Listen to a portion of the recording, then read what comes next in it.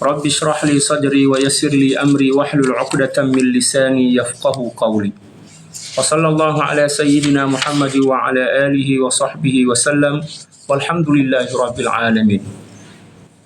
Alhamdulillah, puji syukur kehadirat Allah Subhanahu wa taala. Salawat dan salam semoga senantiasa tercurah-curah ke atas junjungan dan kekasih hati kita Nabi besar Muhammad sallallahu alaihi wasallam.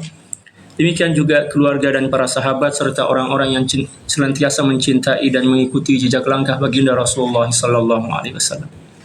Wa salawatullahi wa salamuhu alaika sayyidi ya Rasulullah. Para jamaah sekalian, para ahbab dan rakan-rakan sekalian, insyaallah kita akan teruskan kembali pengajian kita daripada kitab At-Tafsirul Munir karangan daripada Profesor Dr. Wahbah Az-Zuhaili rahimahullahu ta'ala wa nafa'ana Allah bi'ulumihi wa ulumi syuyukhihi wa syuyukhina wa jami'a awliya'illahi salihin fid darain. Allahumma amin. Muka surat 37. Perbincangan kita masih lagi berkenaan dengan isi kandungan daripada suratul Fatihah.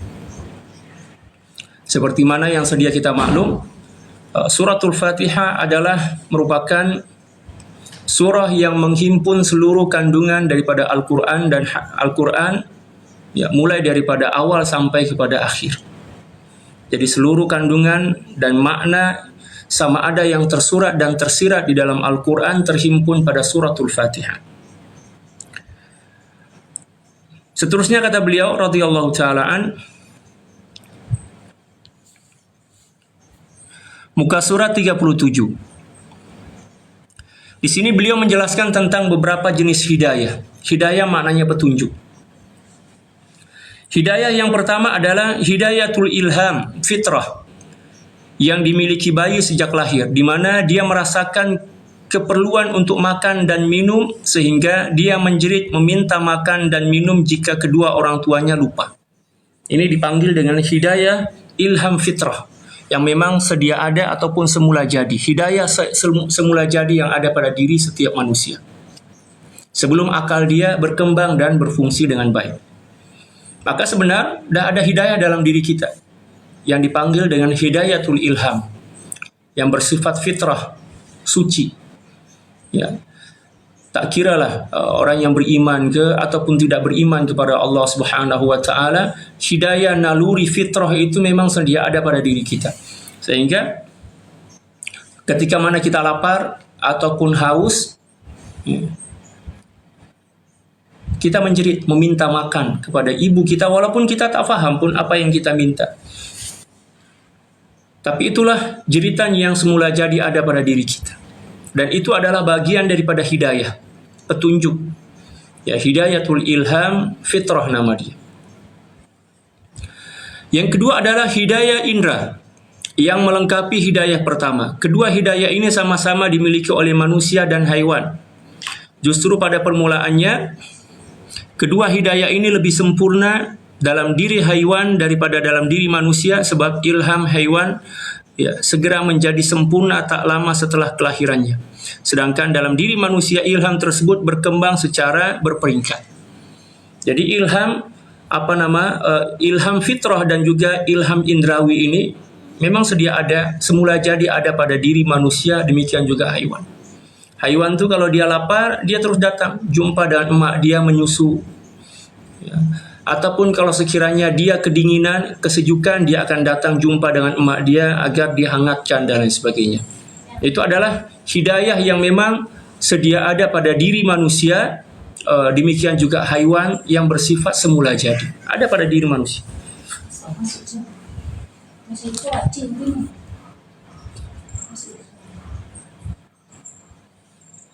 Link yang mana? Link itu sebagai tak ada lah nanti. tafsir ilmunya. Okey. Itu yang kedua. Yang ketiga, hidayatul aql. Yang lebih tinggi daripada kedua hidayah di atas, manusia diciptakan sebagai makhluk berperadaban agar ia hidup bersama orang lain. Sementara indera lahiriah semata tak cukup untuk kehidupan masyarakat. Oleh kerana itu, manusia harus dibekali dengan akal yang mengarahkannya ke jalan-jalan kehidupan, melindunginya daripada kekeliruan dan penyimpangan, serta mengoreksi baginya kesalahan-kesalahan indrawi dan mencegahnya tergelincir dalam arus hawa nafsu. Jadi peringkat yang ketiga yang Allah Subhanahu wa taala berikan kepada seseorang manusia ini adalah hidayah al-aql. Peringkat dia lebih tinggi dibandingkan hidayah fitrah, ilham fitrah dan hidayah indrawi. Dan ini hanya setakat ada pada diri manusia. Dan inilah yang membezakan antara manusia dengan haiwan. Hidayatul aql. Hidayatul aql ini juga diberi oleh Allah Subhanahu wa taala kepada orang yang beriman dan juga tidak beriman kepada Allah Subhanahu wa taala. Panduan akal itu. Dengan akal inilah dia akan membezakan mana yang baik, mana yang buruk. Mana yang boleh memudaratkan, mana yang boleh memberi manfaat. Seperti itulah. Tetapi perkembangan hidayatul aql ini dia terpulang kepada pengalaman. Terpulang kepada pengalaman seseorang hamba. Semakin luas ilmu dia, semakin bertambah pengalaman hidup dia, maka perkembangan hidayatul aql dia akan semakin berkembang. Kematangan dan kedewasaan dia juga akan semakin bertambah. Dan perkembangan hidayatul aql ini diperoleh melalui belajar dan juga percobaan dan juga pengalaman, mencari pengalaman.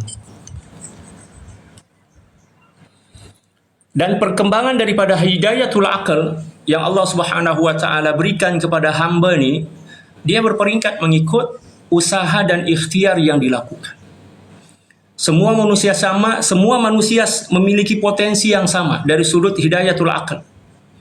Terpulang kepada diri manusia itu sendiri. Kalau dia rajin belajar, rajin bertanya, rajin melakukan percobaan, demikian juga rajin di dalam mencari pengalaman-pengalaman baru, maka hidayatul aql dia akan semakin berkembang. Tetapi kita kena ingat, hidayatul aql tidak sempurna. Seperti mana hidayah fitrah atau hidayah ilham fitrah dan juga hidayah indrawi tidak akan sempurna kecuali bila mana dilengkapi dengan hidayatul aql. Dan hidayatul aql ini, hidayah akal ini juga tidak akan sempurna kecuali bila mana diiringi ataupun dilengkapi dengan hidayatul iman. Dan hidayatul iman inilah yang membezakan kita dengan orang yang tidak beriman kepada Allah Subhanahu wa taala. Hidayatul ilhamil fitrah, demikian juga hidayatul indrawi, hidayah indrawi dan juga hidayah akal ini diberikan kepada semua manusia. Sama ada yang beriman ataupun tidak beriman. Malah terkadang-kadang ada je orang yang tidak beriman kepada Allah Subhanahu wa taala yang memiliki hidayah akal lebih tajam dibandingkan orang yang beriman. Dia terpulang kepada diri individu masing-masing lah. Semakin rajin kita belajar, semakin bertambah pengalaman hidup kita, penelitian kita, percobaan kita dalam bahasa Melayu, maka akan semakin berkembanglah hidayatul aql dan akan semakin matanglah di dalam berfikir dan juga semakin bijaksana. Tapi dia tak cukup. Sebab akal ini memiliki keterbatasan di dalam berfikir. Dia setakat boleh menangkap ataupun memahami perkara-perkara yang bersifat zahir. Dan tak akan pernah mampu untuk memahami dan juga meresapi, memahami perkara-perkara yang bersifat ghaib, yang tak nampak oleh mata zahir kita. Oleh yang demikian, maka kita sampai kepada pembahasan yang keempat, yaitu hidayah ad-din, hidayah agama. Hidayah yang tidak keliru, sumber yang takkan menyesatkan. Sebab dia bersumber daripada wahyu, dia bersumber daripada iman, keimanan kepada Allah Subhanahu wa taala. Dan hidayatud din ini adalah hidayah yang diberikan oleh Allah Subhanahu wa taala kepada hamba-hamba yang terpilih. Malah baginda Rasulullah SAW tak mampu memberi hidayatud din kepada siapapun yang dicintai oleh baginda SAW. Hatta kepada pakcik daripada baginda SAW. Baginda SAW teringin sangat nak menyelamatkan pakcik baginda SAW, nak menyelamatkan seluruh saudara mara daripada ayah baginda SAW, tapi baginda SAW tak kuasa. Sebab hidayatul iman atau hidayatul din ini merupakan hak daripada Allah Subhanahu wa taala. Allah yang bagi kepada sesiapapun yang Allah kehendaki. Sebab itulah Allah Subhanahu wa taala berfirman dalam Al-Qur'an, innaka la tahdi man ahbabta walakinallaha yahdi man yasha. Sesungguhnya kamu, wahai kekasihku Nabi besar Muhammad sallallahu alaihi wasallam, tidak akan pernah mampu memberi hidayah. Yang dimaksud hidayah di sini adalah hidayatul din atau hidayatul iman kepada sesiapapun yang kamu cintai. Kepada sesiapapun yang kamu cintai. Akan tetapi Allah lah yang maha mampu memberi hidayah kepada sesiapapun yang dikehendaki oleh Allah Subhanahu wa taala. Hidayah itu berasal daripada perkataan hadiah. Apa maksud daripada hadiah? Hadiah itu adalah pemberian tanpa syarat, pemberian tanpa sebab. Seperti itu juga lah, ya, hidayatul iman yang diberikan oleh Allah Subhanahu wa taala kepada hambanya. Allah Subhanahu wa taala beri kepada sesiapapun yang dikehendaki oleh Allah Subhanahu wa taala tanpa sebarang sebab. Ramai je orang yang mencari hidayah tapi Allah tak bagi. Dia mencari ke sana kemari. Malah ada suatu cerita, case. Ada seorang perempuan datang daripada England lah istilah kita. Beliau ini luar biasa, membuat kajian yang cukup mendalam tentang agama Islam. Malah, Masya Allah, luar biasa. Cerdik sangat. Beliau boleh menghafaz Al-Quran dan juga hadis-hadis baginda Rasulullah SAW. Beliau membuat kajian tentang Islam. Bila mana beliau bercerita tentang tarikh misal, sejarah Islam, Masya Allah, beliau bercerita itu macam baca kitab, baca buku lah. Memang Masya Allah luar biasa. Sekali dengan hujah-hujah dia. Demikian juga bila mana beliau mensyarahkan hadis-hadis baginda Rasulullah SAW, Masya Allah, luar biasa. Memang macam lebih alim dibandingkan ustazah. Ya. Dia hafaz Quran, lepas tu pula hafaz hadis-hadis baginda SAW. Pakar usulul fiqh. Demikian juga ilmu-ilmu yang lain, bahasa Arab itu tak payah cakap. Luar biasa. Tapi rupanya Allah Subhanahu wa taala tak bagi dia hidayah. Allah tak bagi hidayah kat dia. Tak boleh nak paksa. Dia dah mencuba untuk mencari hidayah itu. Tapi dia mencari sesuatu yang tidak ditetapkan, tidak ditakdirkan oleh Allah Subhanahu wa taala ke atas diri dia. Sehingga dia sedihlah. Dia yakin Islam itu adalah agama yang benar, agama yang hak. Tapi masalahnya Allah tak bagi hidayah ke dia.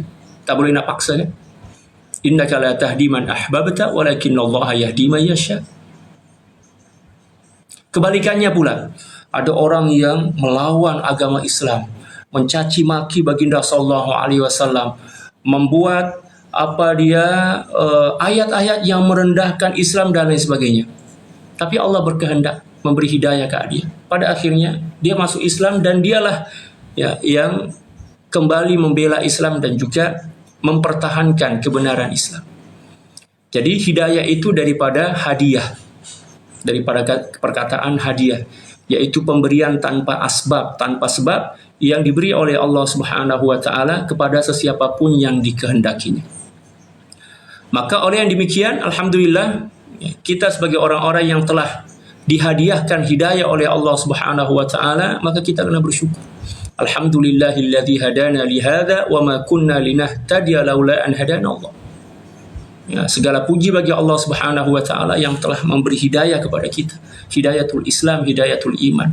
Kalau sekiranya Allah Subhanahu wa taala tak bagi, na'udzubillahi min zalik, ya, maka kita tergolong sebagai orang-orang yang sesat. Na'udzubillahi min zalik. Macam mana cara kita nak jaga dan pelihara hidayatul iman atau hidayatul din yang Allah bagi kat kita? Cara dia adalah dengan tunduk dan patuh kepada Allah. Kita kena senantiasa tunduk dan patuh kepada Allah, banyak-banyak bersyukur. Ya, kan? Kita jagalah iman kita daripada perkara-perkara yang boleh merosakkan iman kita. Dengan cara apa? Terus belajar, tambahkan ilmu kita. Macam itulah cara dia. Puan Syarifah masuk ke Puan Syarifah? Masuk dah Ustaz. Alhamdulillah. Muka surat 37. Di sini ada soalan daripada Puan Maryam, Ustaz, apa hikmahnya hidayah itu Allah Subhanahu wa taala beri pada orang yang dikehendakinya?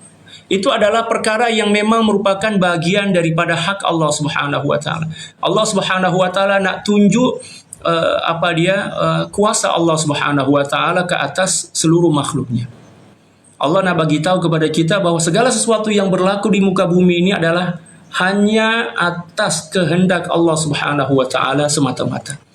Orang yang demikian di dalam surah Al-An'am Allah Subhanahu wa taala berfirman, "Wa huwal qahiru fawqa ibadihi wa huwal hakimul khabir." Dan dialah Allah Subhanahu wa taala yang maha memaksa. Yang maha memaksa kehendak dia ke atas seluruh hambanya. Kita tak boleh nak masuk campur. Kita tak boleh nak masuk campur. Semua atas kehendak Allah Subhanahu wa taala. Sehebat apapun manusia berusaha berikhtiar untuk menukar atau mengubah takdir, dia tidak akan pernah mampu untuk melakukannya. Oleh yang demikian, Sayyidil Imam Ibnu Athaillah As-Sakandari radhiyallahu taala ada menyebutkan dalam hikam beliau, sawabiqul himami la takhriqu aswarul aqdar. Kesungguhan ikhtiar daripada manusia dengan semangat dan kesungguhan dia untuk mengubah takdir, untuk mengoyakkan tirai takdir, tidak akan pernah mampu. Sawabiqul himami la takhriqu aswarul aqdar. Apa yang perlu kita buat? Yang perlu kita buat adalah melaksanakan seluruh apa yang diperintahkan oleh Allah Subhanahu wa taala. Kalau sekiranya seseorang hamba dah amalkan dah seluruh apa yang diperintahkan oleh Allah Subhanahu wa taala, lalu kemudian naudzubillah min zalik, contoh dia, lalu kemudian Allah Subhanahu wa taala cabut balik hidayah itu, la yus'alu amma yaf'alu wa hum yus'alu. Allah tak boleh dipersoalkan tentang apapun yang ditakdirkannya. Yang dipersoalkan itu, yang disoal adalah manusia. Suka-suka Allah. Disitulah nampak kemahakuasaan Allah Subhanahu wa taala, di mana manusia tak boleh masuk campur di dalam. Maka kita sebagai seorang hamba ni, kita kena belajar menjadi hamba yang sebenar. Ya kan? Dengan cara apa? Tunduk dan patuh kepada Allah Subhanahu wa taala. Ikut apa yang disuruh oleh Allah Subhanahu wa taala dan jauhkan diri kita daripada perkara-perkara yang dilarang. Dan itulah maksud daripada at-taqwa. At-taqwa hiya imtisalul awamir wajtinabun nawahi. Melaksanakan seluruh perintah Allah Subhanahu wa taala dan menjauhkan diri daripada perkara-perkara yang dilarang oleh Allah Subhanahu wa taala. Jadi kita ini seumpama para pelakon lah. Kalau dalam bahasa Indonesia dipanggil artis, para pelakon. Kita ikut skrip je lah. Apa yang dikatakan oleh pengarah itu buat. Dan pengarah kita adalah Allah Subhanahu wa taala. Lalu kemudian yang ambil gambar dan video kita adalah para malaikat. Kita ini seumpama pelakon, artis. Kemanapun kita berjalan, apapun yang kita buat, malaikat senantiasa ambil gambar dan video kita. Dan nanti akan dibukalah, akan diputar dalam bahasa Indonesia, dibuka video itu di hadapan Allah Subhanahu wa taala di akhirat kelak, di hadapan seluruh makhluk. Akan nampak apa yang kita buat, apa yang kita ucapkan. Maka jadilah sebagai seorang pelakon yang baik, dengan tunduk dan patuh kepada aturan-aturan yang telah ditetapkan oleh Allah Subhanahu wa taala. Jangan pula kita melawan Allah. Semakin kita melawan Allah Subhanahu wa taala, kita akan semakin hancur. Tak ada lagi dalam sejarah sepanjang kehidupan manusia ini orang yang melawan Allah Subhanahu wa taala dia akan selamat. Mesti penghujung dia akan sampai kepada kehancuran dan kebinasaan. Sama ada dunia, demikian juga akhirat. Na'udzubillahi min dzalik. Jadi Allah Subhanahu wa taala senantiasa memantau kita melalui para malaikat. Tak kiralah kita di hadapan orang ramai ke, kita seorang-seorang ke, ada lampu ke, tak ada lampu, malaikat senantiasa ada. Ya. Malaikat ini cameraman lah, sama tak istilah kita, yang ambil gambar. Dan seluruh apapun yang kita lakukan, dokumen kita itu semua lengkap. Tarikh dia, bulan dia, lalu kemudian tahun dia, memang paling lengkap lah. Dan di akhirat nanti Allah Subhanahu wa taala akan bentangkan semua. Maka Benarlah apa yang disabdakan oleh baginda Rasulullah sallallahu alaihi wasallam, ittaqillaha haitsu ma kunt. Bertakwalah kamu, takutlah kamu kepada Allah Subhanahu wa taala dimanapun kamu berada. Ingat, dimanapun kita berada, dalam keadaan apapun dan bersama siapapun kita, Allah Subhanahu wa taala bersama para malaikat senantiasa memantau dan memerhati kita. Allah. Oke, di sini ada soalan. Jika takdir yang buruk terjadi pada kita dan kemudian kita sudah benar-benar bertaubat nasuha, adakah akan ditanya semula oleh Allah Subhanahu wa taala? Tugas kita jadi macam ini. Setiap takdir yang telah ditentukan dan ditetapkan oleh Allah Subhanahu wa taala ke atas diri kita, di sebalik setiap takdir itu ada tuntutan dan tuntunan. Boleh tak? Ya. Ada tuntutan dan tuntunan. Tuntunan itu maknanya petunjuklah. Tuntutan itu adalah kewajiban. Ya kan? Ketika mana Allah Subhanahu wa taala mentakdirkan kita dengan takdir yang buruk, naudzubillahi min dzalik, misalnya buat dosa. Maka di situ ada tuntutan dan ada tuntunan. Tuntunan kita apa? Syariat. Petunjuk kita, pedoman kita syariat. Tuntutan ke atas diri kita apa? Segera bertaubat kepada Allah Subhanahu wa taala. Sebab itulah bila mana kita dah terlanjur melakukan dosa, jangan tangguhkan taubat. Kita segera bertaubat. Wasari'u ila maghfiratin min rabbikum dalam Al-Qur'an kan. Bersegeralah kamu untuk meraih pengampunan daripada Allah Subhanahu wa taala dengan istighfar dan taubat. Itu tuntutan yang diletakkan oleh Allah Subhanahu wa taala ke atas diri kita yang ditakdirkan melakukan sesuatu yang tak elok. Dan itu adalah bagian daripada takdir Allah. Kita tak boleh nak mengelak daripada takdir hidup kita. Dan kalau sekiranya takdir yang ditetapkan oleh Allah Subhanahu wa taala ke atas diri kita adalah takdir yang baik, kita pun juga kena tunaikan ya, tuntunan dan tuntutan ke atas diri kita. Tuntunan kita adalah syariat. Tuntutan kita ke atas diri kita apa? Bersyukur kepada Allah Subhanahu wa taala dan juga tidak memandang yang ibadah itu datang daripada diri kita, tapi kita kena kembalikan kepada Allah Subhanahu wa taala sebagai anugerah dan juga keruniaan yang Allah Subhanahu wa taala bagi ke atas diri kita untuk mencabar kita, untuk menguji kita. Adakah kita mampu mengembalikan karunia itu kepada Allah sebagai anugerah dan juga sebagai takdir baik ke atas diri kita dan kita bersyukur kepada Allah atau tidak? Jadi apapun yang berlaku dalam kehidupan kita, ianya adalah ujian daripada Allah. Wa nabluukum bisyarri wal khairi fitnah. Firman Allah. Kebaikan dan keburukan atau takdir baik dan takdir buruk itu adalah ujian daripada Allah. Ya. Ketika mana Allah mentakdirkan kita dengan takdir yang baik, maka tunaikan tuntutan dia. Tuntutan dia apa? Bersyukur kepada Allah, berterima kasih kepada Allah, dan jangan memandang yang diri kita lah sebagai sumber daripada anugerah itu, tapi kembalikan kepada Allah Subhanahu wa taala sebagai zat yang telah menganugerahkannya kepada kita. Nah, demikian juga ketika mana Allah Subhanahu wa taala mentakdirkan kita dengan takdir buruk, maka segeralah bertaubat kepada Allah Subhanahu wa taala dan mengakui kesilapan, kelemahan dan juga kekerdilan kita di hadapan Allah Subhanahu wa taala. Nah, tadi ada soalan. Adakah setelah kita bertaubat akan ditayangkan semula oleh Allah Subhanahu wa taala? Macam ni.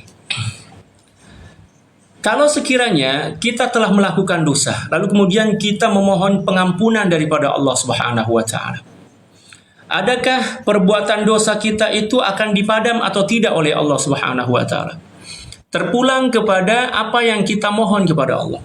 Kalau yang kita mohon hanya setakat maghfirah sahaja, maka catatan keburukan itu tidak dipadam. Tidak dipadam. Tetapi di sebalik daripada catatan itu ada tulisan kat situ telah dimaafkan, telah diampunkan. Telah diampunkan. Tetapi bila mana yang kita pohon kepada Allah Subhanahu wa taala adalah al-afu, kan ada maghfirah dan al-afu. Afu ini adalah pengampunan dosa yang disertai dengan pemadaman catatan dosa. Sebab itulah baginda sallallahu alaihi wasallam mengajarkan kita doa yang selalu kita baca di bulan Ramadan. Allahumma innaka afuwun karim tuhibbul afwa fa'fu anni atau fa'fu anna. Ada perbezaan antara maghfirah dan afun. Kalau maghfirah setakat pengampunan dosa, tapi catatan dosa itu ada lagi. Seumpama seseorang yang berhutang, dia dah bayar dah hutang dia, tak dipadam tulisan dia berhutang tu, tapi dia bagi cop kat situ dah lunas. Lunas ke betul sama sini? Dah bayar dah. Tapi catatan tu ada lagi. Dan itu akan menyakitkan lah. Sebab orang akan tengok, oh rupanya dia pernah berhutang nih. Tapi dah lunas. Walaupun dah lunas, tapi orang tahu yang kita pernah berhutang, malulah juga kan. Sebab itulah yang kita pohon, ya, jangan setakat maghfirah saja, tetapi yang kita pohon kepada Allah Subhanahu wa taala, kita pohon dalam bahasa Melayu, di sini ramai orang Indonesia juga. Yang kita mohon kepada Allah Subhanahu wa taala juga adalah afun, pengampunan dosa dan disertai dengan pemadaman catatan dosa itu. Tetapi bila mana kita bertaubat dengan taubatan nasuha, taubatan nasuha ini mencakup kedua-dua sekali, yaitu maghfirah dan pemadaman catatan dosa. Paham tak jamaah yang puan yang tanya, yang bagi soalan tadi? Paham tak? Jadi kalau kita melaksanakan taubatan nasuha dengan sempurna, ya ayyuhalladzina amanu tubu ilallahi taubatan nasuha, maka taubatan nasuha ini dah mencakup maghfirah dan afun sekali. Boleh tak? Yang bagi soalan tadi, Puan Nur Farizan. Jadi bila mana kita melaksanakan taubatan nasuha dan taubat kita diterima oleh Allah Subhanahu wa taala, maka maghfirah dan afun terhimpun sekali kat situ. Alhamdulillah. Sebab itulah kita kena fokus kepada taubat. Ya kan? Oke, di sini ada soalan seterusnya. Ustaz, apakah doa semoga aib kita ditutup di akhirat nanti? Cara untuk menutup keaiban kita adalah pertama, menutup keaiban orang. Itu amalan dia. Disebutkan dalam beberapa hadis baginda sallallahu alaihi wasallam bersabda, "Man satara musliman satarallahu yaumal qiyamah." Dalam riwayat yang lain, "Man satara musliman satarallahu fid dunya wal akhirah." Sesiapa orang yang menutup keaiban seorang muslim, maka Allah Subhanahu wa taala akan menutup keaiban dia sama ada di dunia, demikian juga di akhirat. Itu amalan yang perlu kita buat. Adapun doa banyaklah. Boleh kita baca doa Allahumma astur uyubal muslimina anni. Wahai Allah Subhanahu wa taala, tutuplah keaiban orang-orang beriman atau kaum muslimin daripada diri saya. Sebab bila mana kita memandang kepada keaiban orang tu, ya Allah, dia akan mengganggu hidup kita. Dia akan membawa kepada sangkaan-sangkaan yang buruk, tuduhan-tuduhan yang tak senonoh. Dan itu adalah dosa. Oleh yang demikian, baginda Rasulullah SAW melarang kita untuk tatabbu', mencari-cari atau tajassus, mencari-cari keaiban orang lain. Kalau sekiranya kita nak juga tahu keaiban, maka carilah keaiban kita sendiri. Mencari keaiban diri kita sendiri adalah ibadah, dan mencari tahu tentang keaiban orang lain itu adalah dosa besar. Bukan dosa kecil tau. Bukan dosa kecil. Tapi ianya adalah dosa besar. Paham tak? Seterusnya di sini ada soalan yang lain. Bagaimana kita nak tahu segala dosa besar atau dosa-dosa kita telah diampunkan oleh Allah Subhanahu wa taala? Kita nak tahu, cara dia macam ni. Pertama, kita tunaikan dulu. Kita laksanakan taubatan nasuha dengan sempurna, syarat-syarat dan juga adab serta rukun-rukun dia. Di dalam kitab Ihya Ulumuddin, Sayyidul Imam Al-Ghazali radhiyallahu taala telah membentangkan perbincangan tentang taubatan nasuha ini dengan sangat sempurna. Kita tunaikan syarat-syarat dan juga adab-adab daripada taubatan nasuha. Lalu kemudian tanda yang taubat kita telah diterima oleh Allah Subhanahu wa taala, yang pertama, ini catat baik-baik ya. Tanda yang taubat kita telah sempurna dan diterima oleh Allah Subhanahu wa taala. Tanda yang pertama adalah kita telah berhenti daripada melakukan dosa yang telah kita pohonkan pengampunan daripada Allah Subhanahu wa taala. Kita tak buat dah. Itu tanda yang pertama. Yang kedua, kita dah tak ada keinginan untuk melakukan dosa. Walaupun tetaplah kita buat dosa, tapi kita dah tak ada keinginan. Hati kita telah pun bersih daripada keinginan untuk melakukan dosa. Ya. Kita memandang dosa itu seumpama sesuatu yang menjijikkan. Ya. Bila mana dah ada perasaan seperti itu dalam hati kita, itu tanda yang Allah Subhanahu wa taala telah menerima taubat kita. Ya. Tanda yang ketiga, kita tidak pernah mendakwa yang diri kita telah sempurna dalam bertaubat. Ya.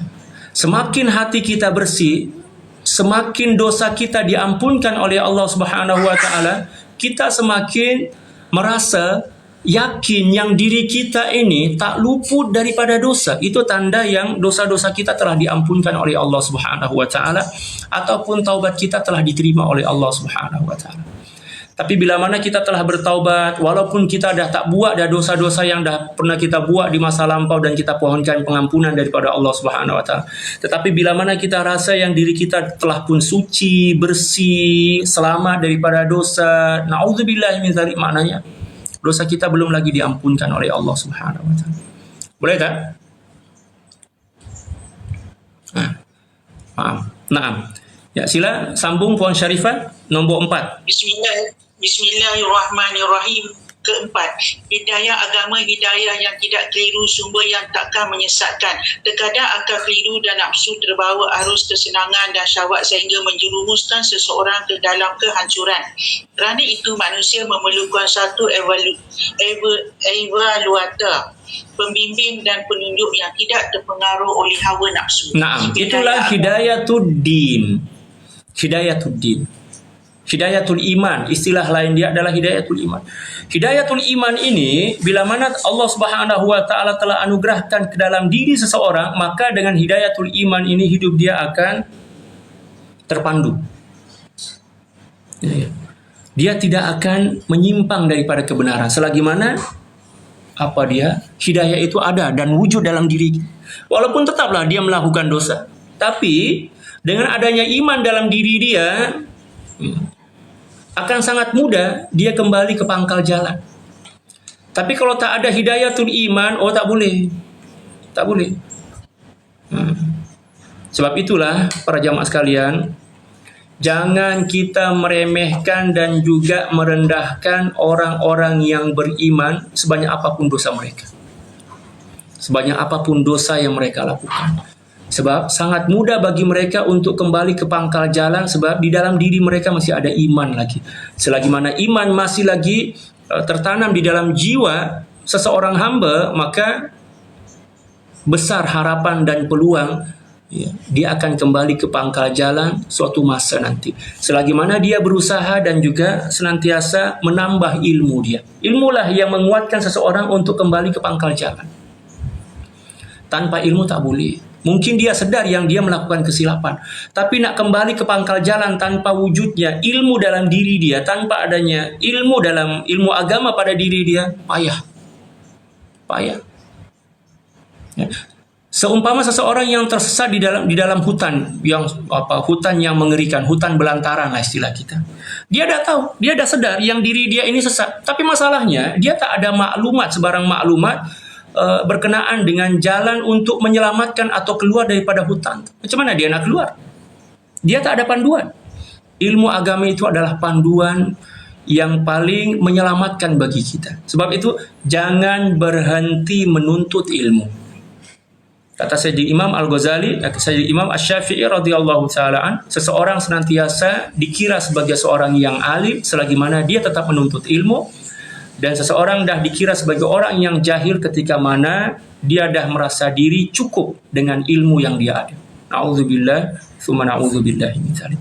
Jadi, hidayatul iman atau hidayatul din, hidayah agama ini adalah hidayah yang akan menyelamatkan seseorang sama ada dunia, demikian juga di akhirat. Adapun seseorang yang baik, orang yang pemurah misal, banyak menolong orang ramai misal, tapi dia tak ada hidayatul iman, amalan dia sia-sia aja.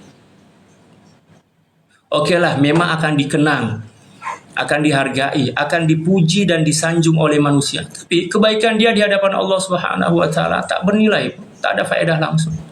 Sebab apa? Tak ada iman. Syarat amalan seorang hamba itu diterima oleh Allah Subhanahu wa taala adalah bila mana seseorang itu ada iman. Kalau tak ada iman, tak akan diterima oleh Allah Subhanahu wa taala. Naam. Hidayah agama membantu dan membimbingnya ke jalan yang lurus baik setelah ia terjebak ke dalam kesalahan maupun sebelumnya. Hidayah ini sentiasa menjadi penjaga yang terpercaya yang menjadi pegangan manusia untuk membekali diri dengan kunci-kunci kebaikan dan mempersenjatai diri dengan gebuk kejahatan sehingga ia tidak akan tergelincir dan pasti selamat. Hidayah ini juga membuatnya sadar akan batas-batas apa yang wajib atasnya terhadap kekuasaan Allah yang mana dia tunduk kepadanya jauh ke dalam hatinya dan dia merasa kebutuhan yang mendesak kepada sang pemilik kekuasaan tersebut yang telah menciptakannya dengan bentuk yang sempurna dan telah memberinya berbagai nikmat lahir dan batin yang tidak terhitung banyaknya. Jadi hidayah ini menjadi faktor yang paling dibutuhkan manusia untuk mewujudkan kebahagiaannya. Naam, hidayatul Islam atau hidayatul din. Jadi sebenarnya macam ni. Setiap orang yang beriman kepada Allah Subhanahu wa taala, sejahat dan sejahat dan sedegil apapun dia, sebenarnya dia tetap ada kesadaran dalam diri sebab dia ada iman. Tapi yang menyebabkan dia tak mampu untuk melawan keadaan dia, takdir dia, yang pertama adalah lemahnya ilmu agama. Yang kedua, ianya adalah takdir yang memang tak boleh dia mengelak daripadanya. Tetapi nak cerita, seorang yang beriman ini, sejahat apapun dia, selagi mana iman itu masih lagi bertempat di dalam jiwa dia, sebenarnya ada keinsafan. Walaupun keinsafan itu setakat melintas dalam hati je. Coba tanya kepada orang-orang yang jahat tu, penyamun ke, penyakal ke, peminum arak ke, penjudi ke, tanya dia ketika mana dia tengah normal lah, dalam keadaan normal. Coba tanya dia, tanya tentang keimanan dia. Awak tak ada rasa takut kepada Allah ke? Awak tak ada rasa rindu kepada Allah, nak kembali kepada kebenaran? Mesti dia akan cakap, saya nak sana. Tapi masalahnya, dia tak tahu nak kembali ke pangkal jalan itu. Sebab apa? Tak ada ilmu. Yang pertama, tak ada ilmu. Yang kedua, mungkin dia ada ilmu, tapi dia terjebak di dalam persekitaran yang tak elok. Terjebak dalam persekitaran yang tak elok. Untuk keluar daripada jebakan persekitaran yang tak elok itu bukan perkara yang mudah. Oleh yang demikian, baginda Rasulullah SAW mengajarkan kita untuk menjauh daripada persekitaran yang tak elok. Memilih kawan yang baik. Baginda Rasulullah SAW bersabda, "Al-mar'u ala dini khalilih, falyanzur ahadukum may yukhalil." Seseorang itu dia akan ikut perangai kawan rapat dia. Maka hati-hatilah dalam memilih kawan rapat, sebab dia akan menjejaskan kita. Dia akan membawa kita kepada perkara-perkara yang buruk. Na'udzubillahi min dzalik. Oleh yang demikian kata para ulama, as-sahibu sahibun, as-sahibu sahibun,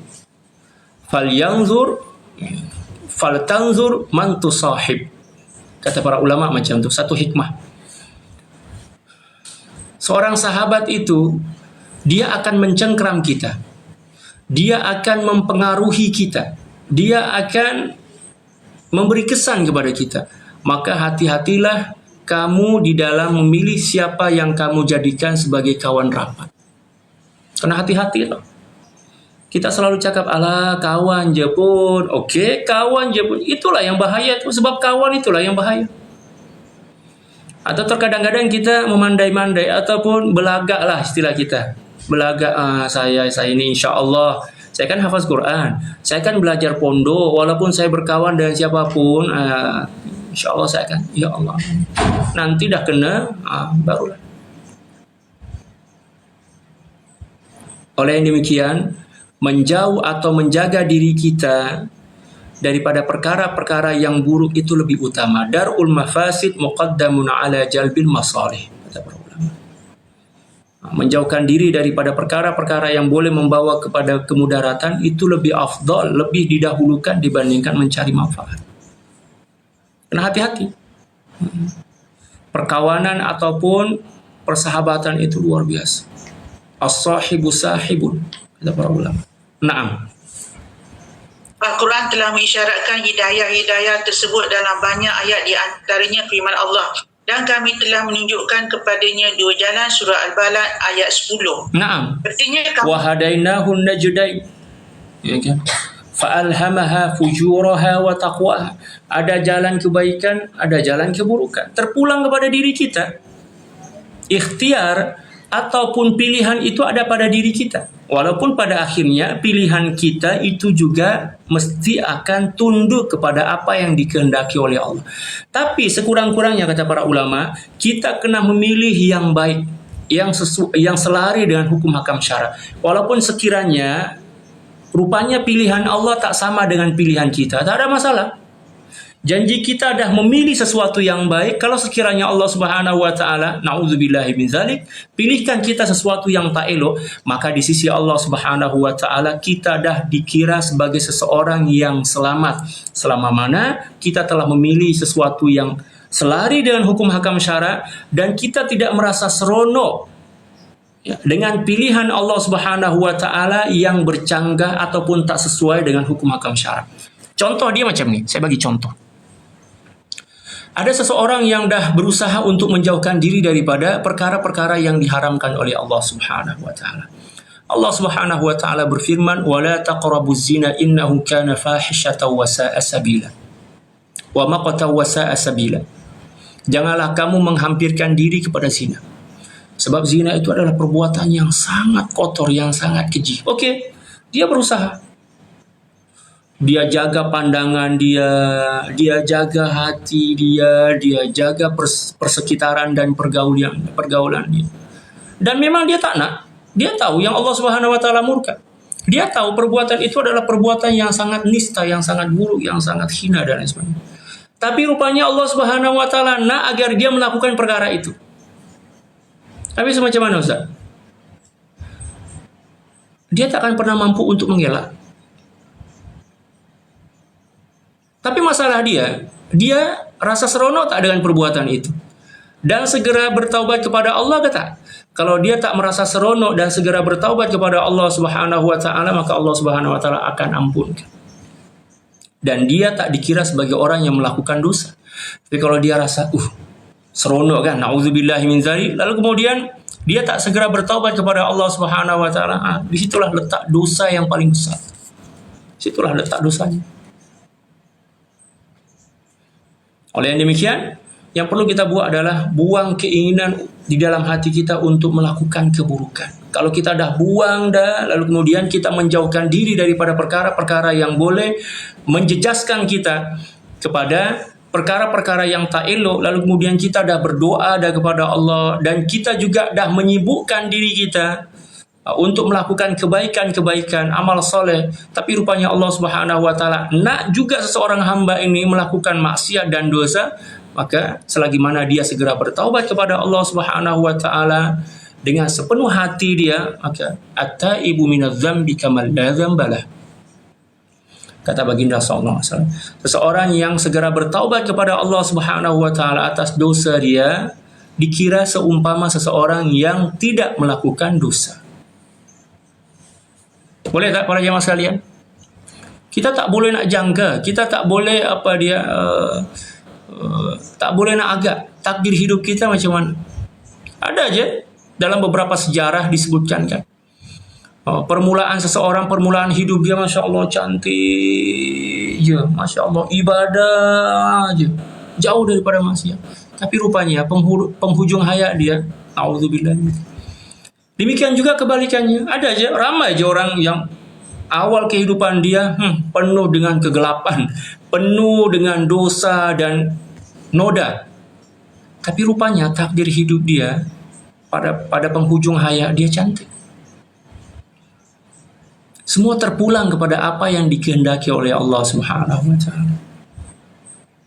Kita sebagai hamba nih ikut je lah.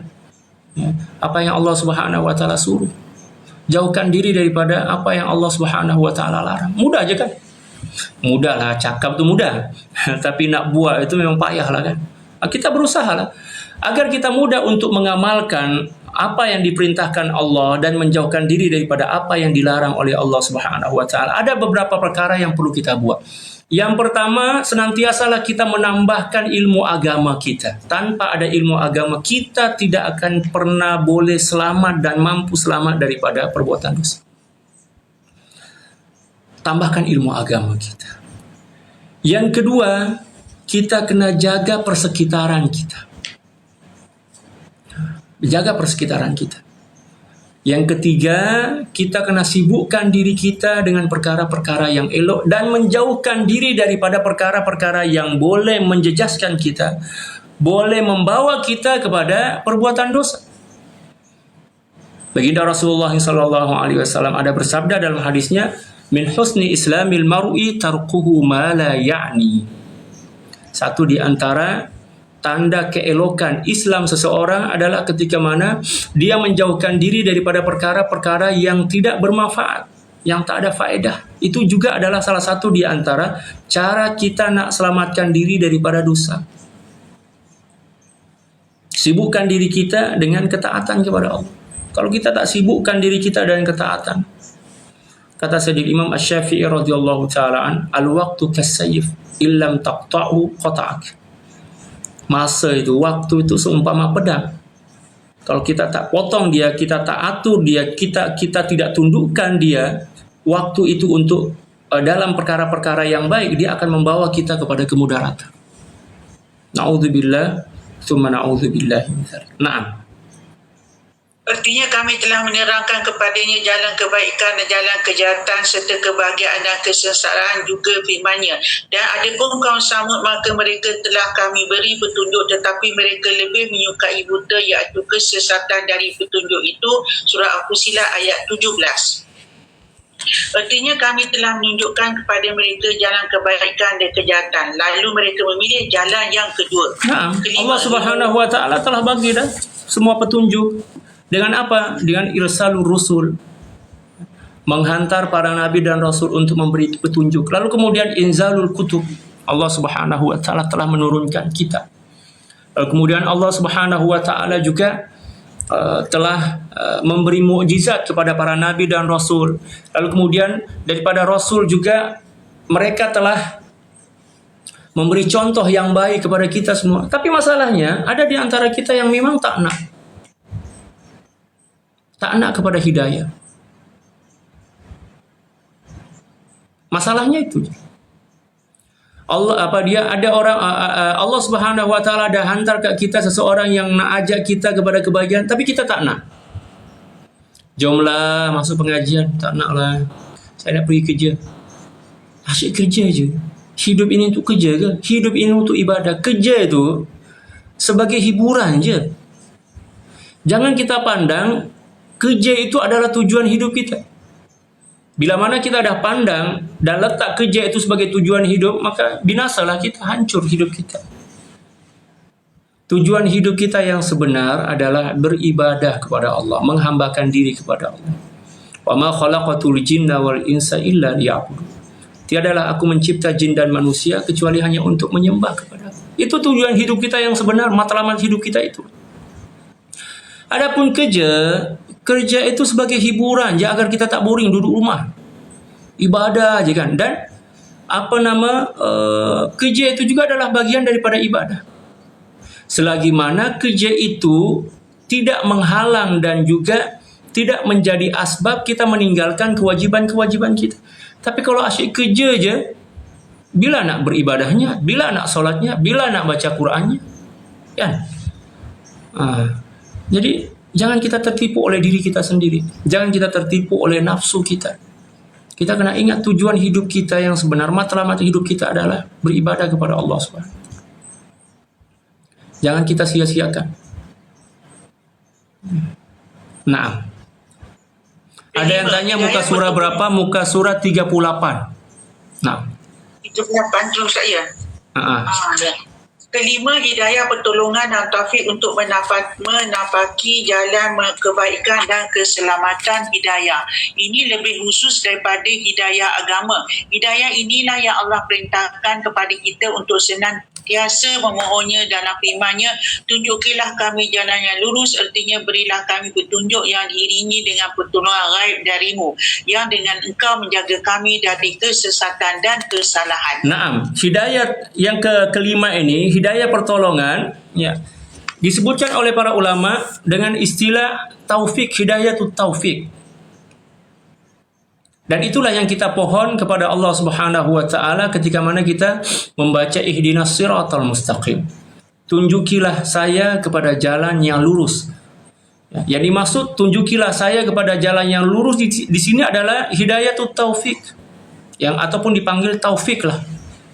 Taufik itu maksudnya kemampuan daripada Allah Subhanahu wa taala yang diberikan kepada seorang hamba untuk melaksanakan apa yang dituntut oleh Allah Subhanahu wa taala. Apa perbezaan antara hidayah dan taufik? Saya bagi contoh macam ini. Hidayah itu petunjuk. Taufik itu adalah kemampuan seseorang untuk melaksanakan dan mengamalkan petunjuk. Kita sini nggak ada traffic light kan? Lampu merah itu kan? Traffic light istilah kita kan? Kita dah tahu dah, bila mana lampu merah menyala, maknanya kita kena berhenti kan? Nah, kita tahu yang lampu merah itu sebagai tanda dan perintah untuk berhenti, itu dipanggil hidayah. Bila mana kita berhenti, itu dipanggil taufik. Tapi ada aja orang yang dapat hidayah tapi tak dapat taufik. Dia dah tahu dah lampu merah menyala tapi dia lalu juga. Nanti dah kena baru menyesal. Maka ramai di antara kita yang telah memperoleh hidayah daripada Allah Subhanahu wa taala tapi tak memperoleh taufik. Oleh yang demikian Allah Subhanahu wa taala memerintahkan kita untuk meminta hidayatut taufik dalam firman-Nya, ihdinas siratal mustaqim. Perkataan ihdinas siratal mustaqim yang dimaksud di sini adalah hidayatul amal atau yang dipanggil dengan taufik. Taufik itu adalah hidayatul amal. Kemampuan untuk mengamalkan apa yang diajarkan, apa yang disuruh oleh Allah Subhanahu wa taala. Dipanggil taufik ataupun hidayatul amal, sama aja istilah itu sebenarnya. Dan itulah yang beliau maksudkan ya, dengan hidayah yang kelima, yaitu hidayah pertolongan dan taufik untuk menapaki ataupun menjalani kebaikan ataupun melaksanakan kebaikan. Nah, kemampuan memberi hidayah ini hanya dimiliki oleh Allah Subhanahu wa taala.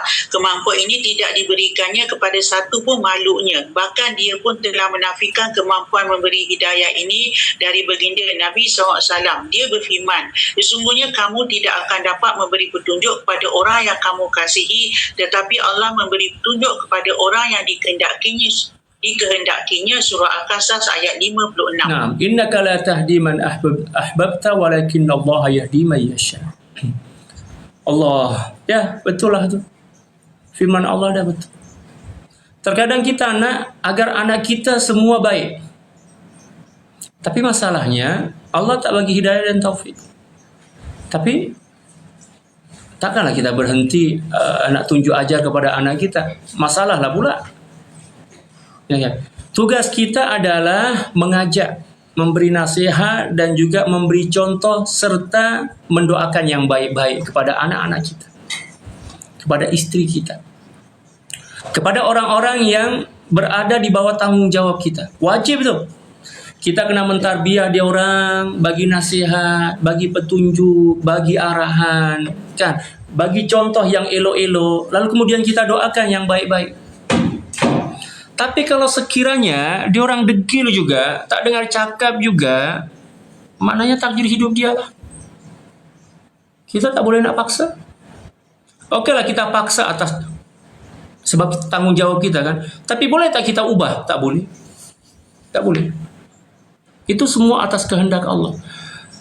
Nanti dia berubah ke tak berubah, dengar cakap ke tak dengar cakap, itu urusan dia dengan Allah. Urusan kita pula, tanggung jawab, kewajiban dan kewajiban kita kena tetap tunaikan lah. Jangan pula bila mana kita berhenti ketika mana orang yang kita dia anak ataupun istri atau siapapun yang berada di bawah tanggung jawab kita dah bagi nasihat, dah bagi contoh yang terbaik, kita doakan dah. Tapi tak nak buat juga. Jangan pula kita berhenti untuk mentarbiah mereka. Jangan kita berhenti untuk mentarbiah atau melakukan suatu kebaikan kepada seseorang ketika mana seseorang itu tidak menghargai ataupun tak dengar cakap, tak ikut apa yang kita cakap. Jangan berhenti, teruskan je. Sebab tugas kita, tanggung jawab kita adalah menyampaikan, mengajarkan, membimbing, memberi contoh dan dia mendoakan yang baik-baik. Adapun dia dengar ke tak dengar, buat ke tak buat, itu urusan dia dengan Allah. Tak perlu pun kita masuk campur. Tapi ramai di antara kita berhenti untuk melakukan kebaikan sebab kebaikan kita tidak dihargai. Maknanya kita telah melakukan dua kegagalan. Yang pertama adalah kegagalan ke atas diri kita sendiri. Yang kedua adalah kegagalan untuk menyampaikan kebaikan kepada orang lain dengan tujuan untuk mengubahnya. Jangan berhenti. Jangan berhenti melakukan kebaikan kepada siapapun disebabkan kerana orang yang kita berbuat baik kepadanya, dia tidak menghargai ataupun dia tidak membalas kebaikan kita dengan kebaikan. Sebab tujuan kita bukan untuk mencari balasan. Tujuan kita bukan nak cari penghargaan dan juga pujian sanjungan daripada orang yang kita berbuat baik kepada diri dia. Tujuan kita adalah menunaikan tanggung jawab kita. Tujuan kita adalah beribadah kepada Allah melalui makhluknya. Tapi ramai orang yang macam tu. Berhenti. Malah terkadang-kadang bukan setakat berhenti ya. Dia akan mengungkit kebaikan dia kan. Dulu saya dah bagi dah. Saya dah buat ini, buat itu. Habis, kenapa? Kalau awak dah buat, kenapa? Itu kan urusan Allah, urusan anda dengan Allah. Kenapa pula awak nak mengungkit-ungkit? Bila mana kita mengungkit, maknanya dia akan membatalkan amalan kita. Firman Allah Subhanahu wa taala dalam Al-Qur'an, ya ayyuhalladzina amanu la tubtilu shadaqatikum bil manni wal adha. Hai orang-orang yang beriman, janganlah kamu membatalkan pahala sedekah kamu dengan mengungkit amalan itu. Bukan setakat amalan sedekah aja, tapi yang disebutkan oleh Allah Subhanahu wa taala dalam ayat ini adalah sedekah. Sebab apa? Sedekah itulah yang selalu kita ungkit. Kebaikan sedekah itulah yang selalu kita ungkit. Tapi bukan setakat sedekah aja. Nasihat kepada orang terkadang-kadang kita ungkit, hari itu saya dah bagi nasihat, kamu tak dengar juga. Nasib baik saya bagi nasihat. Habis kalau saya tak bagi nasihat, mananya mengungkit lah itu. Tak boleh. Kecuali dengan tujuan untuk mentarbiah. Selagi mana dalam hati kita tidak berniat untuk mengungkit.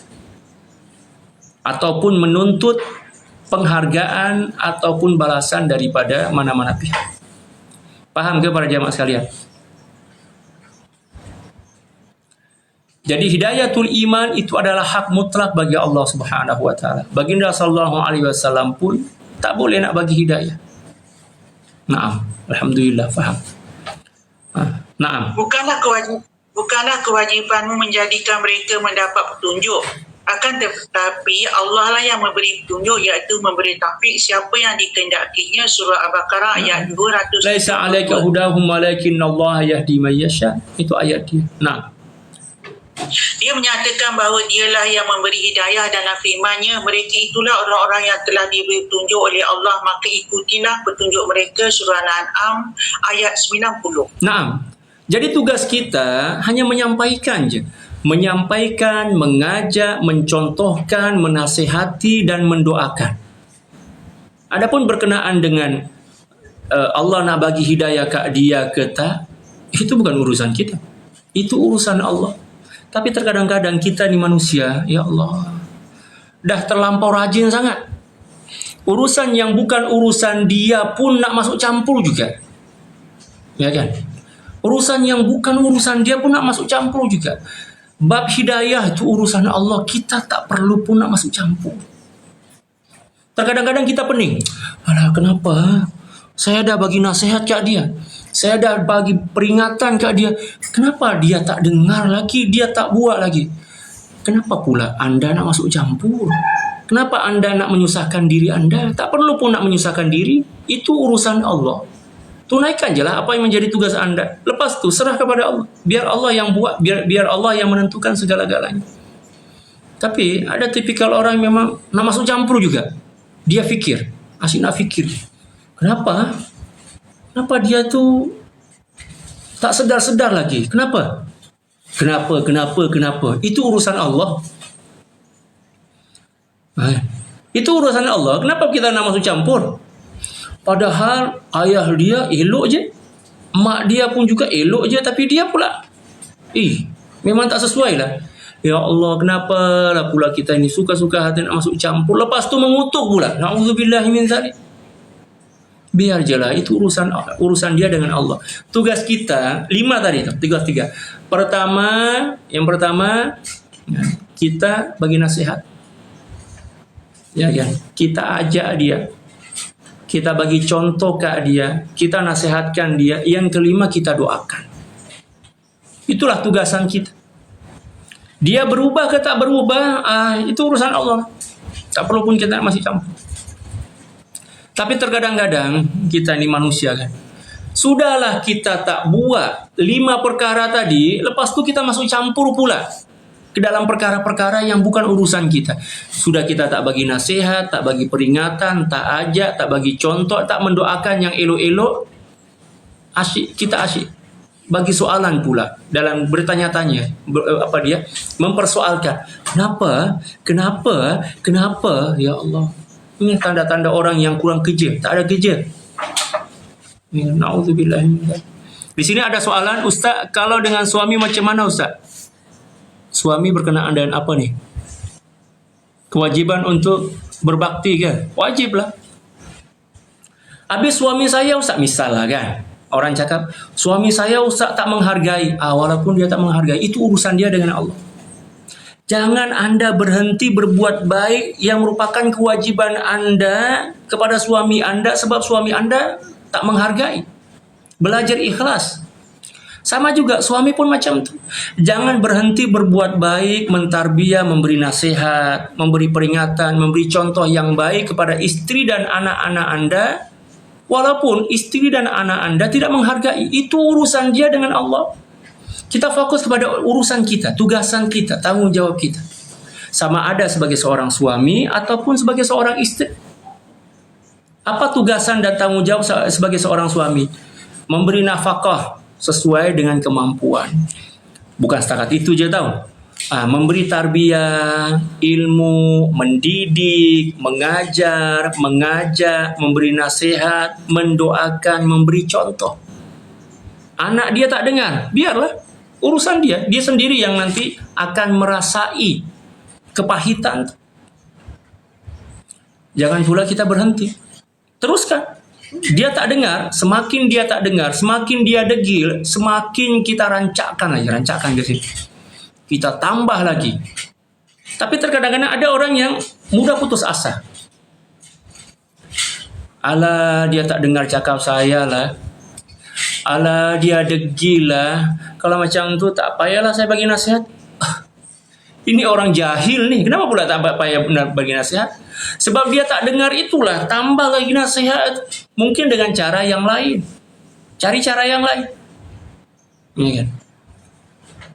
Jangan kita berhenti melakukan kebaikan sebab orang tak menghargai kebaikan kita. Sebab itu akan merugikan kita dan menghinakan diri kita di hadapan Allah. Saya kan pernah cerita kepada jamaah kan. Dulu dalam peristiwa Hadisul Ifki kan. Hadisul Ifki ini adalah peristiwa ataupun kes di mana Sayyidah Aisyah radhiyallahu taala anha wa ardhaha difitnah lah. Difitnah yang beliau itu curang dengan seorang sahabat yang dipanggil Sayyidina Safwan. Itu adalah kisah yang masyhur lah. Lalu kemudian Rasul Munafikin, pemimpin daripada orang-orang munafik ini yang dipanggil Abdullah bin Ubay ibnu Salul, ini menyebarkan fitnah di kalangan kaum muslimin dengan mengatakan Sayyidah Aisyah curang dengan Sayyidina Safwan. Lalu kemudian ada seorang sahabat yang terikut-ikut sekali. Seorang sahabat ini adalah seorang sahabat yang miskin. Kalau dalam bahasa Indonesia itu kere. Kere itu maknanya miskin sangat. Ya, nak makan pun tak mampu. Lalu kemudian seluruh kos perbelanjaan daripada sahabat ini ditanggung oleh Sayyidina Abu Bakar. Seperti mana yang kita sedia maklum, Sayyidina Abu Bakar adalah ayah kepada Sayyidah Aisyah, Ummul Mukminin. Lalu kemudian dimaklumkan kepada Sayyidina Abu Bakar yang seorang sahabat ini ikut di dalam menyebarkan hadisul ifki, berita palsu itu. Sayyidina Abu Bakar memang geram lah. Sayyidina Abu Bakar geram. Lalu kemudian memanggil sahabat yang Sayyidina Abu Bakar bagi kos perbelanjaan hidup sara hidup dia setiap bulan. Lalu kemudian beliau cakap, kau tak tahu malu. Bahasa kita macam itulah. Kamu juga masuk campur dalam perkara ini, menyebarkan berita bohong. Tak sedar ke lagi, saya yang bagi bantuan kepada kamu setiap bulan, kau tak ada, saya tolong. Tergamak kau buat macam ni. Sayyidina Abu Bakar marah itu sebab apa?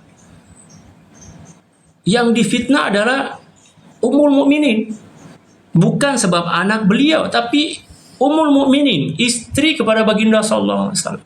Kesayangan baginda sallallahu alaihi wasallam. Sayyidina Abu Bakar bersumpah, demi Allah saya akan putuskan kebaikan saya kepada kamu. Saya tak akan bagi sebarang bantuan dah kepada kamu sebab kau kurang ajar. Macam itulah bahasa. Lalu kemudian sampailah berita ini kepada baginda Rasulullah sallallahu alaihi wasallam. Baginda sallallahu alaihi wasallam marah. Lalu kemudian bagi nasihat kepada Sayyidina Abu Bakar. Jangan kamu berhenti melakukan kebaikan kepada seseorang disebabkan kerana dia tidak menghargai, ataupun dia tidak berterima kasih, ataupun dia tidak membalasnya dengan kebaikan, ataupun mungkin dia membalasnya dengan kejahatan. Sebab hakikatnya ketika mana kita berbuat baik atau bermuamalah kepada manusia, hakikatnya kita tengah bermuamalah dengan Allah Subhanahu wa taala.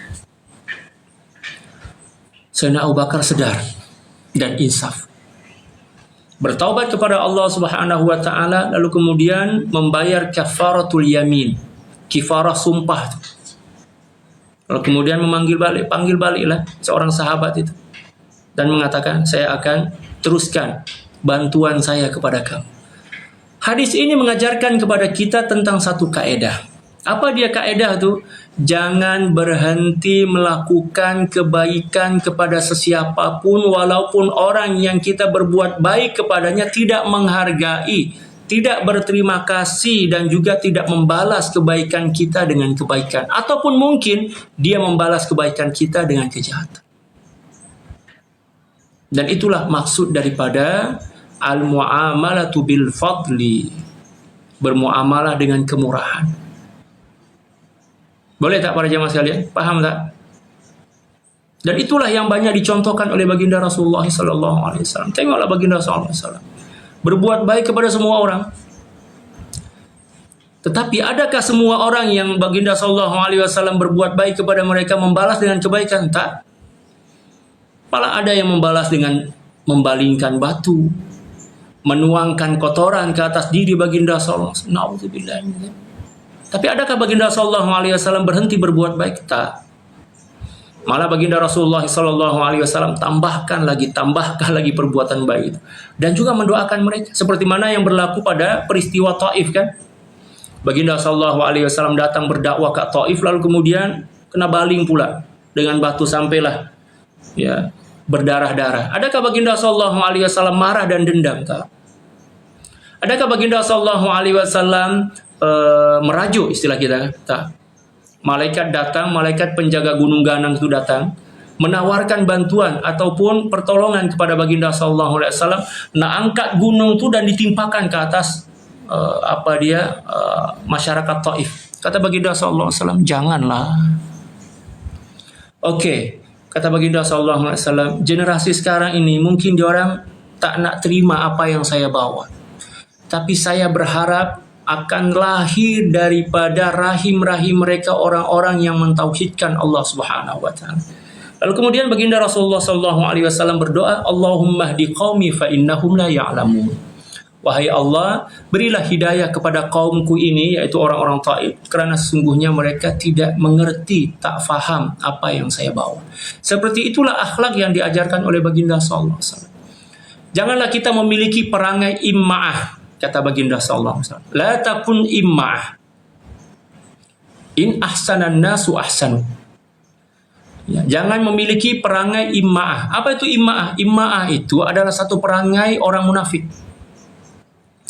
Bila mana orang berbuat baik ke dia berbuat baik. Dia balas dengan kebaikan. Tapi bila mana ada orang yang buat jahat ke dia balas dengan kejahatan. Itu dipanggil imma'ah. Itu bukan sifat orang beriman. Itu bukan sifat seorang muslim yang sejati. Tapi sifat seorang mukmin yang sejati itu adalah berbuat baik kepada siapapun tanpa menunggu balasan dan ucapan terima kasih. Lalu kemudian membalas kebaikan dengan kebaikan, dan juga ada masanya di mana dia membalas keburukan dengan kebaikan. Seperti itulah yang dicontohkan oleh baginda Rasulullah sallallahu alaihi wasallam. Dan akhlak seperti ini dah tak wujud dah kat dunia ni. Ada je kot, tapi wallahu alam. Letak dia kat mana? Siapa yang punya? Wallahu a'lam. Sekarang ini, zaman kita sekarang ini, ya Allah, belum lagi orang menzalimi kita dah sedia dah. Berani buat hal, tunggulah, kan?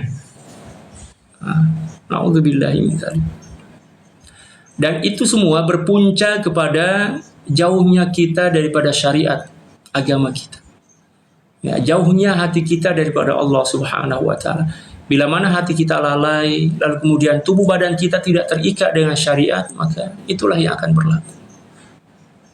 Nah, adapun hidayah yang bermakna petunjuk kepada kebaikan dan kebenaran, Allah menyatakan bahawa baginda Nabi sallallahu alaihi wasallam dapat memberikannya. Dia berfirman, dan sesungguhnya kamu benar-benar memberi petunjuk kepada jalan yang lurus, iaitu surah Al-Shura ayat 52. wa innaka la tahdi ila siratin mustaqim.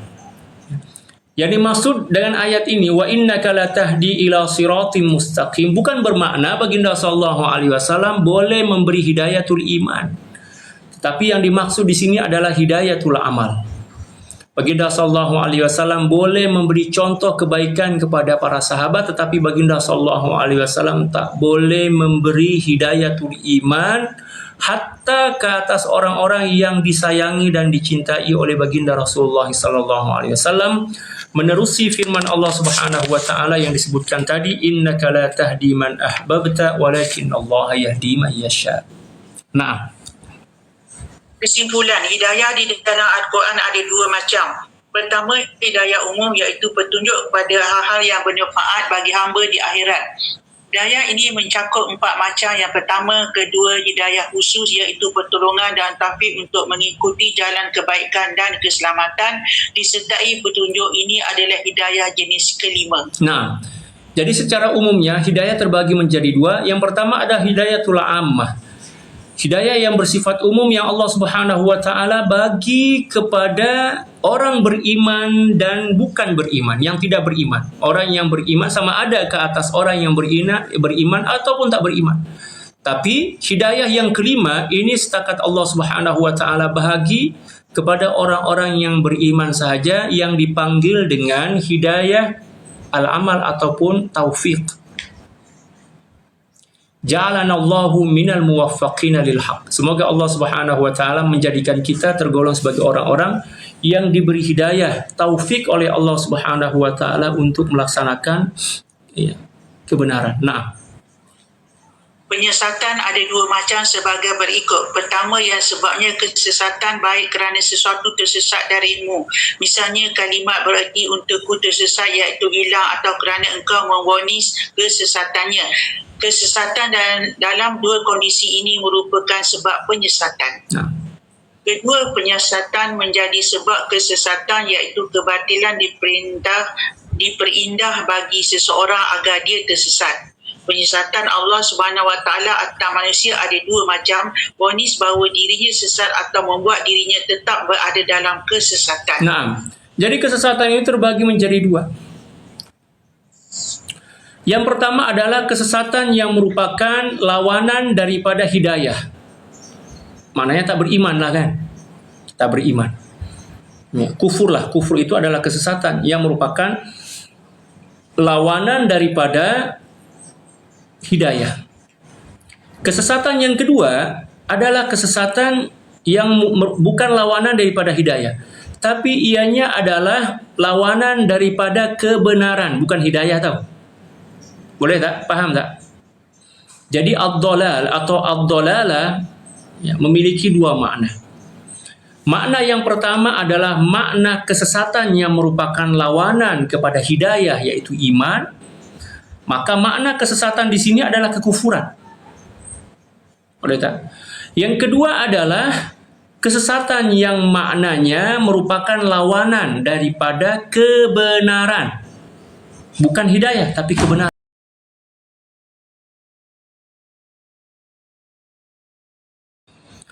Lalu kemudian, na'udzubillahi min dzalik, Allah Subhanahu wa taala suruh dia solat. Wa aqimus salata wa atuz zakat.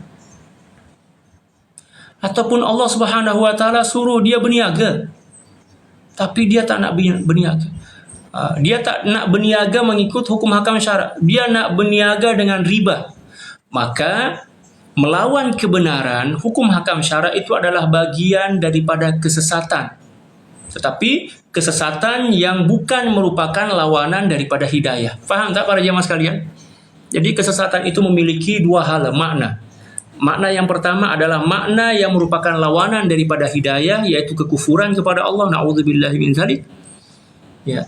Makna yang kedua adalah lawanan kepada kebenaran yang dipanggil al-inhiraf wa 'anil haqqi, menyimpang daripada kebenaran. Adapun kesesatan yang pertama, alhamdulillah kita tak ada benda itu dalam diri kita, sebab alhamdulillah kita ada hidayah, ada iman kan. Tapi kesesatan jenis yang kedua selalu kita buat. Kan?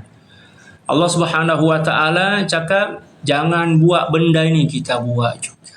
Allah cakap buat benda ini, kita tak buat juga. Itu dikira sebagai apa? Kesesatan.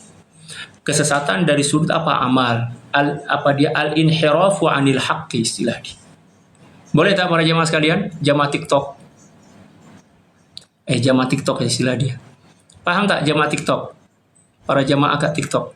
Sebab kita ni ada dua live nih. Yang pertama adalah kat Zoom, yang kedua adalah kat TikTok. Boleh faham ah? Insya-Allah. Faham. Alhamdulillah. Naam, teruskan. Jenis yang pertama disebabkan oleh kesesatan, iaitu seorang manusia tersesat lalu Allah memvonis dirinya sesat di dunia dan menyimpangkannya dari jalan syurga ke neraka di akhirat. Ini adalah penyesatan yang merupakan kebenaran dan keadilan, sebab vonis sesat atau orang yang sesat serta menyimpangkannya dari jalan syurga ke neraka terhitung sebagai keadilan dan kebenaran. Nah, ini adalah kesesatan yang merupakan lawanan daripada hidayah. Maknanya dia masuk neraka selama-lamanya, kekal di dalamnya. Na'udzubillahi min dzalik. Nah, sementara itu jenis kedua disebabkan oleh pilihan manusia sendiri, iaitu manusia memilih jalan yang menyimpang lalu Allah menghulurkan dirinya dalam kesesatan dan membiarkannya tetap berada dalam kezalimannya serta menciptakan kemampuan baginya untuk terus berada dalam kekafiran dan kerusakannya. Oleh kerana itu Allah menisbatkan penyesatan kepada orang kafir dan orang fasik, tidak kepada orang mukmin. Dia bahkan menafikan dari dirinya penyesatan terhadap orang mukmin. Dia berfirman, dan Allah sekali-kali tidak akan menyesatkan sesuatu kaum sesudah Allah memberi petunjuk kepada mereka. Surah At-Taubah ayat 115. Tadi saya tersilap cakap. Jadi yang pertama tadi itu adalah orang tersesat dari sudut amalan, bukan dari sudut akidah. Adapun yang kedua yang sebentar tadi baru disampaikan di sini adalah seseorang yang tersesat daripada hidayah, yang merupakan lawanan kepada hidayah. Ad-dhalal diddul hidayah. Nah, Allah tidak akan menyia-nyiakan amal mereka. Allah akan memberi petunjuk kepada mereka. Surah Muhammad ayat 4 hingga 5. Sedangkan tentang orang kafir dan orang-orang fasik, dan dia berfirman, maka kecelakaanlah bagi mereka dan Allah menghapus amal-amal mereka. Surah Muhammad ayat 8. Dan tidak ada yang disesatkan Allah kecuali orang-orang yang fasik. Surah Al-Baqarah ayat 26. Seperti demikianlah Allah menyesatkan orang-orang yang kafir. Surah Al-Mu'min ayat 74. Dan Allah menyesatkan orang-orang zalim. Surah Ibrahim ayat 27.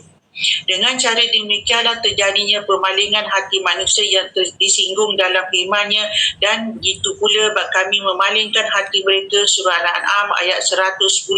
Demikian pula hanya tentang penguncian hati yang disinggung dalam firman-Nya, Allah telah mengunci hati mereka. Surah Al-Baqarah ayat 7. Naam. Demikian pula Jadi, adakah setiap orang yang fasik itu akan membawa kepada kekufuran? Jawaban dia tak. Tak. Tetapi selalunya, tapi tak semestinya tau. Selalunya akan boleh membawa kepada kekufuran, tapi tak semestinya. Tak semestinya lah. Apa yang dimaksud dengan fasik? Al-fisku, al-khuruju anil haq, al-khuruju anit ta'ah. Fasik itu adalah keluar daripada ketaatan, maknanya melakukan dosa besar. Adakah setiap orang yang melakukan dosa besar akan membawa kepada kekufuran? Ataukah orang yang melakukan dosa ini dikira sebagai seseorang yang telah keluar daripada Islam ataupun iman? Jawaban dia tak.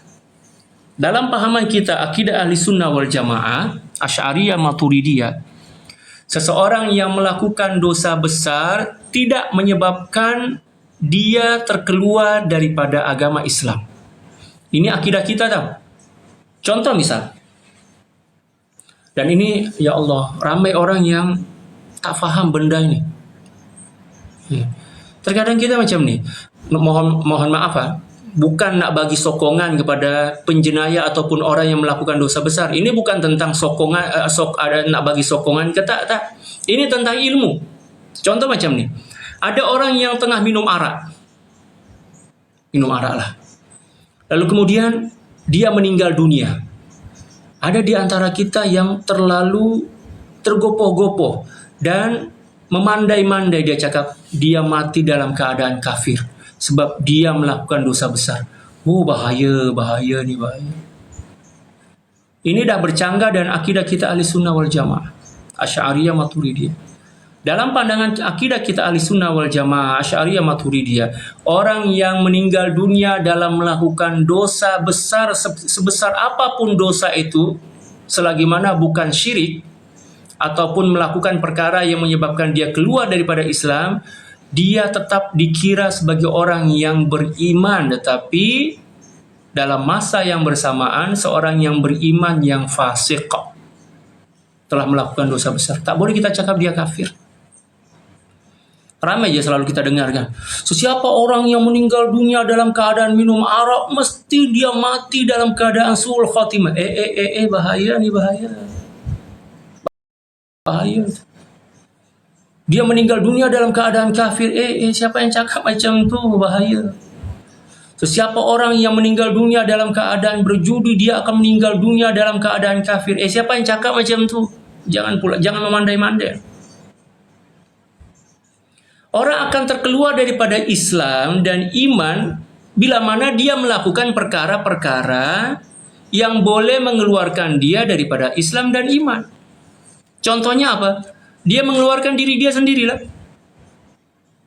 Dia mengikrarkan perkataan-perkataan yang menyebabkan dia terkeluar daripada Islam. Barulah dia keluar daripada Islam bila mana dia mengucapkan ayat itu dalam keadaan dia sedar tanpa paksaan dan dengan niat dalam hati. Kalau setakat dengan lisan sahaja, apatah lagi dipaksa, maka tidak menyebabkan dia terkeluar daripada daripada Islam. Dan itu pernah berlaku di zaman baginda sallallahu alaihi wasallam. Ada seorang sahabat datang mengadu kepada baginda sallallahu alaihi wasallam.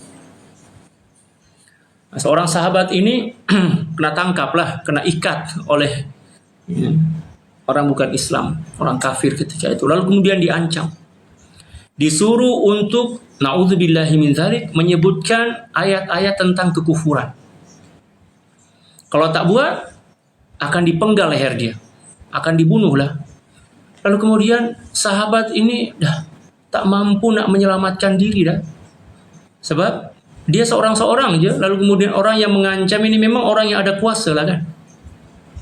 Terpaksalah sahabat ini mengucapkan ayat-ayat yang seolah-olahnya mengeluarkan dia daripada Islam. Ayat-ayat kufur lah macam tu. Lalu kemudian dia dibiarkan, diselamatkan. Lepas tu sahabat ini datang menjumpai baginda sallallahu alaihi wasallam dalam keadaan takut. Mengadu kepada baginda sallallahu alaihi wasallam, "Ya Rasulullah, tolong celaka saya." Kata baginda sallallahu alaihi wasallam, "Kenapa awak ni?" Kata sahabat itu, "Ya Rasulullah, saya dah mengucapkan ayat-ayat kekufuran. Sebab saya dipaksa oleh seseorang, dia sebutlah nama dan lain sebagainya." Kata baginda sallallahu alaihi wasallam, "Macam mana dengan hati kamu?" Ucapan itu masuk ke dalam hati ke dalam ke lisan je? Taklah ya Rasulullah, dalam hati saya tetap beriman. Maka baginda turunlah ayat illa man ukriha wa qalbuhu mutmainnun bil iman. Ayat ini menjelaskan bahawa seseorang tetap lagi dikira sebagai orang yang beriman kepada Allah Subhanahu wa taala walaupun lisannya mengucapkan ayat-ayat kekufuran selagi mana tidak masuk ke dalam hati dia. Apatah lagi setakat melakukan dosa besar, tidak menyebabkan seseorang keluar daripada Islam. Bukan bermakna kita nak bagi sokongan kepada orang-orang yang melakukan dosa besar. Ini bukan tentang sokong tak menyokong. Ini tentang ilmu, tentang akidah kita yang perlu kita faham. Sebab ramai je masyarakat awam kita yang na'udzubillah suka-suka hati nak menuduh orang kafir lah, syirik lah, murtad lah, hanya setakat disebabkan kerana seseorang itu melakukan dosa besar. Itu bukan fahaman kita akidah Ahlussunnah wal Jamaah. Itu adalah fahaman Khawarij. Dalam pahaman Khawarij, orang yang melakukan dosa besar telah pun keluar daripada Islam. Kalau kita tak. Ada ke di antara kita yang selamat daripada dosa besar? Kalau ikut pahaman Khawarij, dah keluar daripada Islam dah. Ada tak di antara kita yang selamat daripada dosa besar? Mungkin ada orang cakap, "Saya Ustaz tak pernah buat dosa besar." Siapa? Betul kita pernah buat dosa besar? Bersangka buruk kepada orang itu bukan dosa besar ke? Apa dia menyakiti hati orang itu bukan dosa besar ke? Merasa diri lebih mulia dibandingkan orang lain itu bukan dosa besar ke? Jangan memandai-mandai lah. Tidak ada seorang pun di antara kita yang terbebas daripada dosa besar. Ada aja dosa besar kita buat. Hasad, iri, dengki, takbur, su'udzon, buruk sangka, merasa diri lebih baik dibandingkan orang lain. Itu semua dosa besar lah. Semua dosa yang melibatkan hati itu dosa besar. Kena hati-hati. Jangan pula memandai-mandai, belagak, "Saya Ustaz, saya tak pernah pun buat dosa besar." Anda rasa yang diri anda tak pernah buat dosa besar, itulah dosa yang paling besar. Na'udzubillahi min dzalik. Habiskan dulu Puan Syarifah. Demikian pula tentang penambahan penyakit yang disinggung dalam firman-Nya. Dalam hati mereka ada penyakit lalu ditambah Allah penyakitnya, surah Al-Baqarah ayat 10. Jadi barang siapa memilih kesesatan, nescaya Allah membuatnya tetap berada di dalamnya dan dia akan menghalangi masuknya hidayah ke dalam hatinya sebagai hukuman ke atasnya dari Allah Subhanahu wa taala. Wallahu a'lam bissawab. Semoga Allah Subhanahu wa taala senantiasa mengekalkan hidayah yang sedia ada dalam diri kita. Dan juga semoga Allah Subhanahu wa taala tambahkan juga dengan taufik dan juga kekuatan ke atas diri kita sehinggalah kita mampu untuk melaksanakan seluruh perintah-perintah Allah Subhanahu wa taala dan menjauhkan diri daripada seluruh apa yang Allah Subhanahu wa taala larang dan Allah benci. Allahumma amin bijahil Mustafa sallallahu alaihi wasallam. Ala hadhihi niyyah wa ala kulli niyatin salihah wa ila hadratin nabiyil Mustafa sallallahu alaihi wasallam bi sirril Fatihah. أعوذ بالله من الشيطان الرجيم. الرحمن الرحيم مالك يوم الدين إياك نعبد وإياك نستعين اهدنا الصراط المستقيم صراط الذين أنعمت عليهم غير المغضوب عليهم ولا الضالين آمين. Cukup sekian pengajian tafsir kita malam hari ini. Semoga Allah Subhanahu wa taala mencatat amalan kita sebagai amal soleh yang makbul di sisi Allah Subhanahu wa taala. Allahumma amin. Dan jutaan terima kasih kepada para jamaah yang menyertai pengajian tafsir kita pada malam hari ini. Dan insya Allah ada jadwal baru untuk pengajian kitab fiqh